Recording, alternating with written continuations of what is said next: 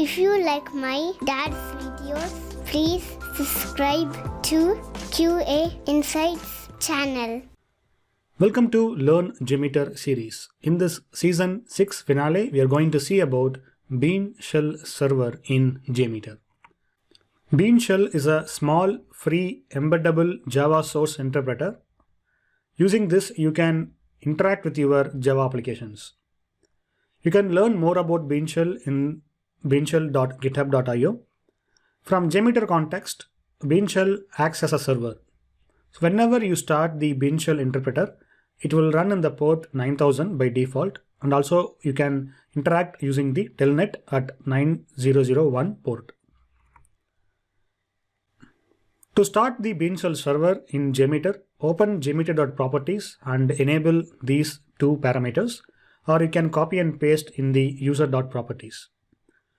Then you can start your test in JMeter, and using the Bean Shell client.jar, you can interact with your JMeter by writing your own implementation. In this example, we are going to change the timer value on the fly when the test is running. So initially, the timer value, as you see here, it is 1 second, 1000 millisecond, and using the update.bsh, I'm going to change it to 10 so that we can input more number of requests per second. So this is the sample code available inside the update.beanshell.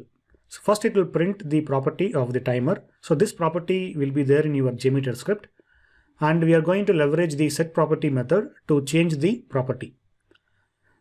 Using this setProperty, you can change almost any property in JMeter except the number of threads. If you want to change the number of threads, I don't think it is possible.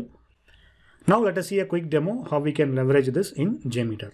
To start Bean Shell server in JMeter, open jmeter.properties and uncomment beanshell.server.port and beanshell.server.file. Or you can copy these two properties and keep it in your user.properties. Once this setting is enabled, restart your JMeter and open the script you are going to run. So this script is running right now with one dummy sampler with the constant timer of 1 second. As you see, the hits per second is right now it is 5 hits per second because I am running with 5 threads. Assume that I want to change this pattern. I want to put more load using less number of threads. Then I can change the timer value, say to 100 milliseconds, so that I can see some increase in the throughput. To change this, I already created the update.beanshell. So this update.beanshell, first it will print the timer property, which is 1 second, and then it will set the property from the user input. So this args.0, this is the value which we will be giving in the command line. And once we leverage the Bean Shell server, the property will get picked up by JMeter and then it will get applied to your runtime settings.